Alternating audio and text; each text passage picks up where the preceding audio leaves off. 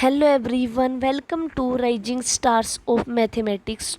आज की इस वीडियो में हम CSIR नेट के एग्ज़ाम में जो भी क्वेश्चन हमारे वेक्टर स्पेस से पूछे गए हैं वो डिस्कस करेंगे। हम अपनी प्रिपरेशन को टॉपिक वाइज स्टार्ट करते हैं। जैसे कि हमने देखा कि वेक्टर स्पेस ये हमारा एक लीनियर अलजेब्रा का मोस्ट इम्पोर्टेंट टॉपिक है। तो इस टॉपिक से CSIR नेट ने जो क्वेश्चन पूछे गए हैं उनको हम एक एक करके यहाँ पर डिस्कस करते हैं। हमारा जो फर्स्ट क्वेश्चन है वो है the dimension of a vector space of all symmetric matrices of order n cross n greater than equal to 0 with real entries and trace equal to 0 is. तो हमें डायमेंशन पूछी गई है वेक्टर स्पेस की of all symmetric matrices of order n cross n greater than equal to 2 with real entries and trace equal to 0। तो सबसे पहले हमें ये पता होना चाहिए कि जो सिमेट्रिक मैट्रिक्स है वो क्या होती है। ऐसी मैट्रिक्स जिस मैट्रिक्स का ट्रांसपोज उस मैट्रिक्स के इक्वल आ जाता है वो मैट्रिक्स होती है हमारी सिमेट्रिक मैट्रिक्स। ए ट्रांसपोज का मतलब होता है कि जब हम किसी मैट्रिक्स के रोज एंड कॉलम्स को इंटरचेंज कर देते हैं तो वो हो जाता है हमारा ए ट्रांसपोज। अब हमें बोला गया कि डायमेंशन बतानी है वेक्टर स्पेस की of all symmetric matrices of order n cross n with real entries and trace equal to 0 is, कि उसके अंदर सभी की सभी रियल एंट्रीज हैं और ट्रेस इक्वल टू 0 है। तो अब हम क्या करते हैं, अपने ये n greater than equal to 2 के लिए रिजल्ट होल्ड है तो हम पर्टिकुलर केस कंसीडर करते हैं n इज इक्वल टू 3, यानी हम 3 क्रॉस 3 की कोई भी सिमेट्रिक मैट्रिक्स बनाते हैं। ठीक है, तो अब 3 क्रॉस इससे क्या करेंगे, हम एग्जाम्पल की हेल्प से हम ऑप्शन को डिस्कार्ड कर सकते हैं, ट्रू नहीं बता सकते। तो n इज इक्वल टू 3 के लिए देखते हैं। तो सिमेट्रिक मैट्रिक्स है यानी A11 A12 A13 and A22 and A23 और A23, ये वाली एंट्री सेम होगी, ये वाली एंट्री सेम होगी, ये वाली एंट्री सेम होगी, क्योंकि A transpose is equal to A होता है। तो इट मीन्स A12 A21 के इक्वल, A13 A31 के इक्वल, A23 A32 के इक्वल। तो यहाँ से हमारे पास एंट्रीज आई टोटल, अगर हम देखें, अगर n इज इक्वल टू 3 लिया तो जो हमारा आंसर है वो 6 आया। 6 एंट्रीज हैं, क्योंकि रियल एंट्रीज हैं तो इस वजह से हमारा आंसर 6 आया। सो अब यहाँ n इज इक्वल टू 3 रखते हैं, 9 माइनस 3 बाई 2 माइनस 1, तो यहाँ से हमारा आंसर है 6 बाई 2। तो यहाँ से 3 माइनस 1 इज इक्वल टू 2, तो फर्स्ट ऑप्शन गलत हो गया हमारा। अब सेकेंड ऑप्शन देखते हैं, 6 आ रहा है ना हमारा आंसर यहाँ से। तो अब सेकेंड ऑप्शन में n इज इक्वल टू 3 रखते हैं, 9 माइनस 6 बाई 2 माइनस 1, तो सेकेंड ऑप्शन भी गलत हो गया, 6 तो नहीं आया यहाँ से हमारा। अब थर्ड ऑप्शन देखते हैं, थर्ड ऑप्शन में 9 प्लस 3 बाई 2 माइनस 1, तो यहाँ से 12 बाई 2 माइनस 1, तो यहाँ से क्या आया हमारा 6 माइनस 1 इज इक्वल टू 5। तो अगर हम अब देखें, अगर हम सिमेट्रिक मैट्रिसेस की बात कर रहे हैं तब तो हमारा आंसर यही आता है 6, लेकिन उसने एक कंडीशन साथ में और भी डाली है, ट्रेस इक्वल टू 0। तो it means A11 plus A22 plus A33 is equal to 0। तो यानी A11 is equal to minus A22 minus A33, तो एक एंट्री और हमारी यहाँ से फिक्स्ड होगी, तो 6 माइनस 1 इज इक्वल टू 5। तो अब यहाँ से अगर हम देखें, यहाँ से भी नहीं आया था 5, यहाँ से भी नहीं आया था 5, अब यहाँ से देखें अगर, तो यहाँ पर 3 रखने पर 9 प्लस 3 बाई 2 माइनस 1, तो यहाँ से 6 माइनस 1 इज इक्वल टू 5 आया आंसर। तो अब इससे हम इसको ट्रू नहीं बता सकते, हम फर्दर चेक करेंगे कि जो हमारा लास्ट ऑप्शन है क्या उससे हमारा 5 तो नहीं आ रहा। तो अगर यहाँ पर 3 पुट करें तो 9 प्लस 6 बाई 2 माइनस 1, तो यहाँ से क्या आएगा 15 बाई 2 माइनस 1, तो ये तो हमारा इक्वल नहीं आएगा 5 के, तो ये भी गलत हो गया, ये भी गलत हो गया एंड ये भी गलत हो गया। तो हमारा यहाँ से सी ऑप्शन करेक्ट हो गया। तो ऐसे हम इसको एग्जाम्पल की हेल्प से भी सोच सकते हैं इस क्वेश्चन को कि ये जो रिजल्ट है जो डायमेंशन होगी वो हर एक उस मैट्रिसेस के लिए होल्ड होगी जो कि n greater than equal to 2 order की होगी, यानी 2 क्रॉस 2 से ज़्यादा की होगी। अब इसका हम, ये तो हो गया, हमने एग्जाम्पल के हेल्प से तीन ऑप्शन को डिस्कार्ड कर दिया और एक जो ऑप्शन बचा वही हमारा आंसर मान लिया। लेकिन अब इसको वैसे कैसे सोच सकते हैं हम कि कंसेप्ट से कैसे जाएं कि dimension of a vector space of all symmetric matrices of n cross n की, अगर n क्रॉस n की मैट्रिक्स है तो a11 a12, तो यहाँ से हमारे पास n चॉइसेस आती हैं। यहाँ ये वाला एलिमेंट हमारा फिक्स्ड हो जाता है तो n-1 चॉइसेस बचती हैं। एट लास्ट में हमारे पास 1 चॉइस बचती है। जब इन सभी एंट्रीज़ को हम ऐड कर देते हैं तो जो हमारा आंसर आता है वो आता है n इंटू n प्लस 1/2। तो जो डायमेंशन होती है ऑल सिमेट्रिक मैट्रिसेस की n क्रॉस n की, जो रियल एंट्रीज रखती हैं वो होती है हमारे पास n इंटू n प्लस 1/2। लेकिन एक कंडीशन और डाल दी साथ में कि जो हमारे पास ट्रेस ऑफ a है मैट्रिक्स का वो 0 है, तो it means a11 a22 plus up to so on a is equal to 0 होगा। तो यहाँ से जो हमें एक नंबर ऑफ एलाई कंस्टेंट है वो हमारा 1 के इक्वल होगा, क्योंकि एक इक्वेशन एक वैल्यू हमारे पास और फिक्स्ड हो जाएगी। तो अब पूछा गया है dimension of a vector space of all symmetric matrices of order n with trace 0 is equal to, तो टोटल डायमेंशन कितनी है n² plus n/2 minus number of ally restriction कितने आए हमारे पास, एक आया है, तो n² प्लस n/2 माइनस 1। तो अब किस ऑप्शन में ये गिवन था हमें कि जो डायमेंशन है इस वेक्टर स्पेस की वो इक्वल होगी n² प्लस 2n/2 माइनस 1 के। तो यहाँ से हमारा थर्ड ऑप्शन करेक्ट हो गया। अब नेक्स्ट जो सेकंड क्वेश्चन है वो है हमारे पास, let n be a positive integer and let hn be a space of all n cross n matrices a is equal to aij with entries in R satisfying aij is equal to ars whenever I plus j is equal to r plus s। तो अगर हम यहाँ से matrix बनाना start करें तो इसका मतलब क्या है, अब n इज इक्वल टू 4 के लिए लिख लेते हैं, ठीक है। तो n इज इक्वल टू 4 के लिए जब जब i plus J r plus s के इक्वल होगा तब वो हमारी aij ars के इक्वल होंगे। तो a11 की बात करें इक्वल, अब a21 and a12 and a22 की बात करें, ये तीनों एंट्रीज इक्वल होंगी, क्योंकि यहाँ पर जो 1 + 2 और 2 + 2 एंड 2 + 1 है वो हमारा इक्वल आ रहा है।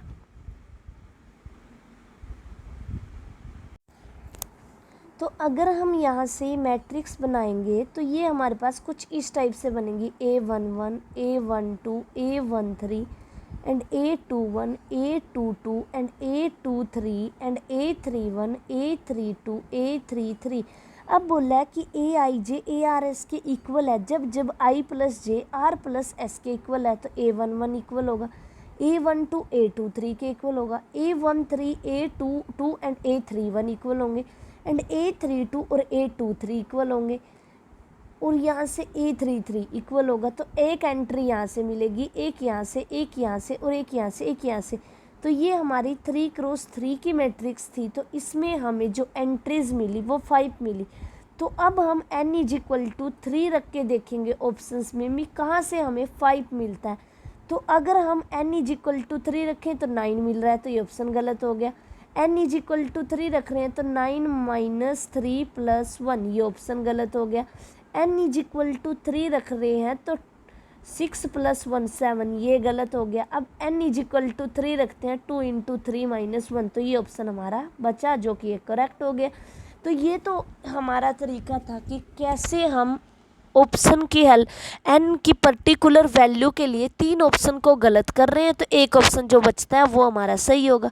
अब नेक्स्ट हम कैसे कंसेप्ट से सोच सकते हैं, वो हमारे पास है the total number of independent entries. तो जो हमारी n क्रॉस n की ऐसे मैट्रिक्स बनेगी जो उसकी एंट्रीज हैं वो कितनी है, यहाँ पर n है, n + n + -1। तो यहाँ से जो डायमेंशन होगी hn की वो इक्वल होगी हमारी 2n - 1 के। तो ये हमें फोर्थ ऑप्शन में गिवन है, तो यहाँ से हमारा फोर्थ ऑप्शन करेक्ट हो जाएगा। नेक्स्ट जो हमारा थर्ड क्वेश्चन है वो भी डायमेंशन पर बेस्ड है और ये हमारा 2012 में 3 मार्क्स में पूछा गया था कि the dimension of a vector space of symmetric matrices A is equal to AJK of order n greater than equal to 2 with real entries A11 is equal to 0 and trace is equal to 0। तो अभी जो question किया था उसमें जो हमारी symmetric matrix है उसकी डायमेंशन क्या होती है n इंटू एन प्लस 1/2 और नंबर ऑफ LI रिस्ट्रिक्शन कितनी थी, क्योंकि यहाँ पर ट्रेस इज इक्वल टू 0 दिया था तो 1 को माइनस कर दिया था, लेकिन यहाँ पर A11 भी 0 दे दिया और ट्रेस इज इक्वल टू 0 भी दे दिया, तो नंबर ऑफ LI रिस्ट्रिक्शन कितने हो गए, 2 हो गए। तो ये हमारे किस ऑप्शन में गिवन है वो चेक कर लेते हैं। अब हमारे पास यहाँ से जो हमारी डायमेंशन बनेगी वो कुछ इस टाइप से बनेगी n into n plus 1/2 minus 2। तो यहाँ से बना n square plus n minus 4/2। तो ये हमारा फर्स्ट ऑप्शन यहाँ से करेक्ट हो गया कि अगर हम देखें कि जो डायमेंशन ऑफ सिमेट्रिक मैट्रिसेस होती है वो होती है n इंटू एन प्लस 1/2 और उसमें से माइनस करना होता है नंबर ऑफ LI रिस्ट्रिक्शन। तो इस क्वेश्चन में A11 0 गिवन है और trace of A is equal to 0 है, तो LI रिस्ट्रिक्शन कितने हुए, 2 हुए। तो यहाँ से हमारा ऑप्शन ए करेक्ट हो गया। ये क्वेश्चन हमारा 2012 में 3 मार्क्स में पूछा गया था। नेक्स्ट हमारे पास फोर्थ क्वेश्चन है जो कि दिसंबर 2012 में 3 मार्क्स में पूछा गया था। Let V be a 3-dimensional vector space over a field F3 is equal to Z/3Z of 3 elements, the number of distinct 1-dimensional subspace of V is। क्या जो हमारे पास number of distinct 1-dimensional subspace होंगे क्या वो 13 होंगे, 26 होंगे, 9 होंगे या फिर 15 होंगे। तो अब हमारे पास एक फॉर्मूला होता है कि कैसे हम नंबर ऑफ डायमेंशन जो हमारे पास number of distinct 1-dimensional subspace है वो फाइंड कर सकते हैं। तो यहाँ से हमारे पास है गिवन, सबसे पहले हम देखते हैं कि जो हमें गिवन है वो क्या है। Let dimension of V is equal to, जो हमारे पास डायमेंशन ऑफ V है वो n के इक्वल गिवन है और जो हमारे पास F की कार्डिनलिटी है वो P है। Then the number of distinct, अगर हमें k डायमेंशनल सबस्पेस निकालने होते हैं तो उसकी डायमेंशन इक्वल होती है हमारे पास V is equal to P की पावर n-1, P की पावर n-p, P की पावर n माइनस P की पावर k-1 बाय P की पावर k-1, P की पावर k-p एंड P की पावर k-p की पावर k-1। तो अब हमें 1 डायमेंशन फाइंड करने हैं तो P की पावर क्यूब -1 बाय P-1। सो यहाँ से अगर हम देखें तो ये हमारे पास P क्या है, यहाँ पर इस केस में P हमारा 3 के इक्वल है और जो k है वो किसके इक्वल है, 1 के इक्वल है और n क्या था हमारा 3 के इक्वल।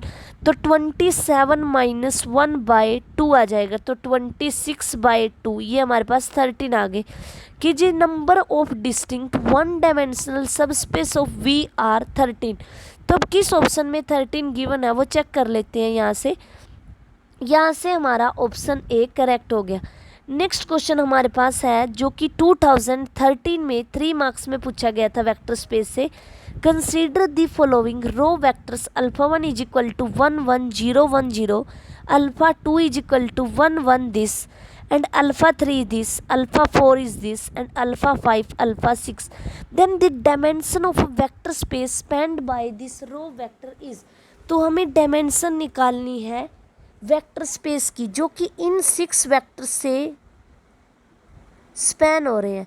तो अब हम क्या करेंगे, एक मैट्रिक्स कंस्ट्रक्ट करेंगे और उस मैट्रिक्स को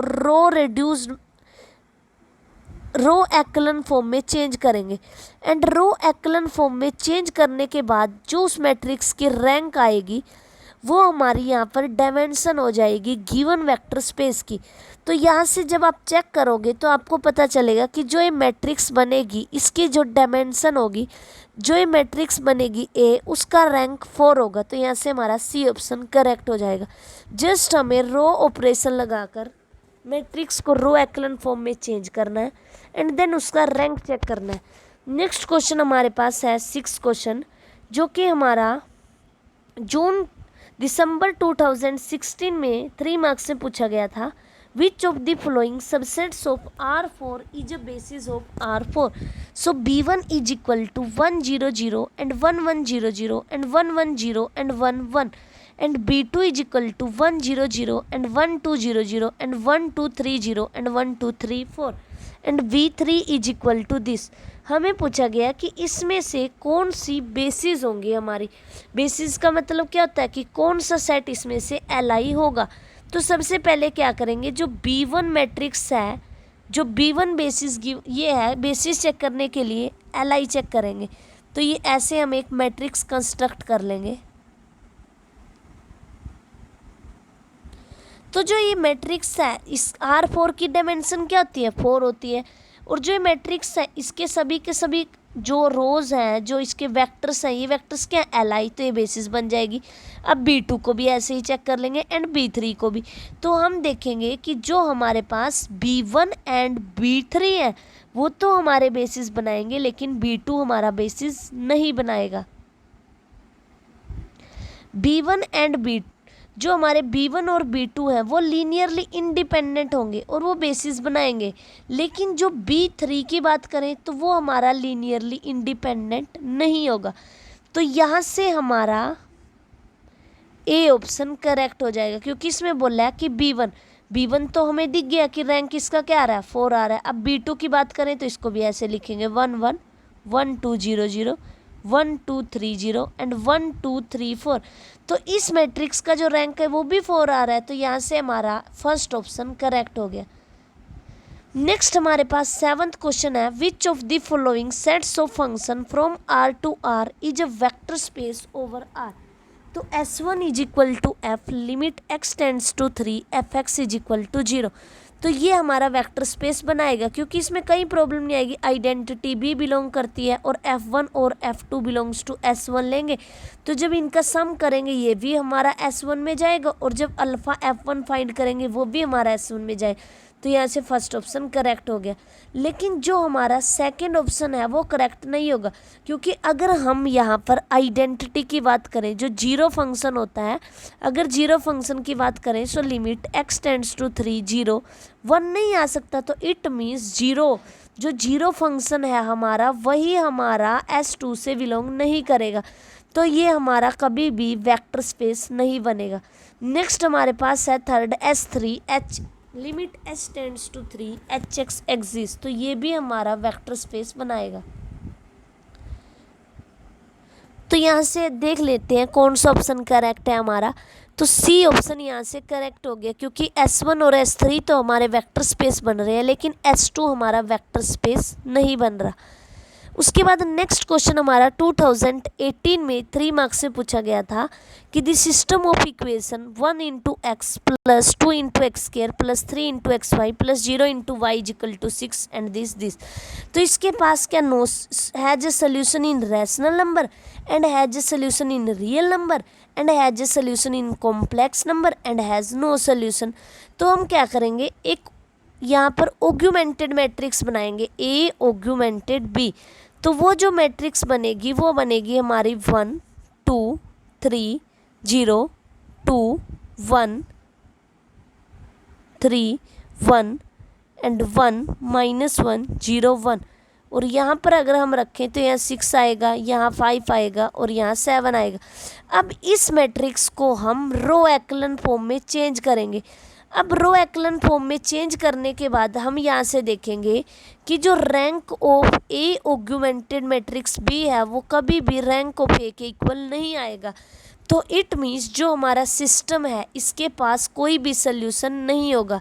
तो यहाँ से हमारा फोर्थ ऑप्शन करेक्ट हो जाएगा। नेक्स्ट क्वेश्चन हमारे पास है, let we denote the vector space of Let V denote the vector space of real valued continuous function on the closed interval 0, 1. Let W be a subspace of V spanned by sin x, cos x, tan x. Then the dimension of W over R. अगर ये तीनों के तीनों हमारे Li हुए तो जो इसकी डायमेंशन है वो कितनी हो जाएगी, हमारे पास 3 हो जाएगी। तो अब हम यहाँ से चेक करते हैं कि जो ये Li है या नहीं। तो ये हमारे फंक्शंस हैं sin x, cos x and tan x। तो यहाँ पर C1 plus C2 plus C3 is equal to 0। तो ये तभी पॉसिबल है जब C1 C2 और C3 तीनों के तीनों 0 हो जाए। तो यहाँ से हमारे पास आ जाएगा dimension of this subspace W is 3।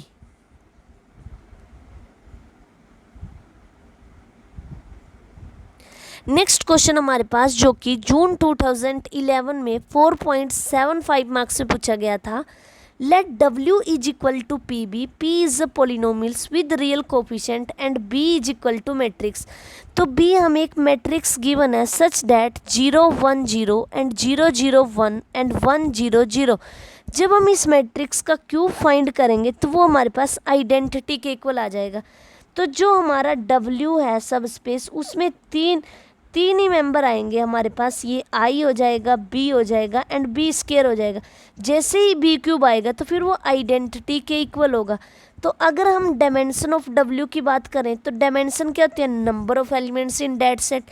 तो जो हमारा W है उसके अंदर टोटल एलिमेंट्स कितने हैं, हमारे पास 3 हैं। तो जो डायमेंशन ऑफ W है वो 3 होने की पॉसिबिलिटी है हमारे पास, डायमेंशन ऑफ W 3। तो यहाँ से अगर D की बात करें, D क्या है, डायमेंशन ऑफ W, तो 4 तो नहीं हो सकती। डायमेंशन ऑफ W अगर हम बात करें सेकंड ऑप्शन की तो फर्स्ट ऑप्शन गलत हो गया, सेकंड भी गलत हो गया।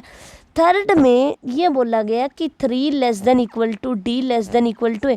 डायमेंशन ऑफ D 3 भी हो सकती है, तो पॉसिबिलिटी है, तो यहाँ से C सही हो गया। एंड इसमें बोला है कि dimension of D less than equal to 4 and greater than equal to 3, ये भी सही हो गया।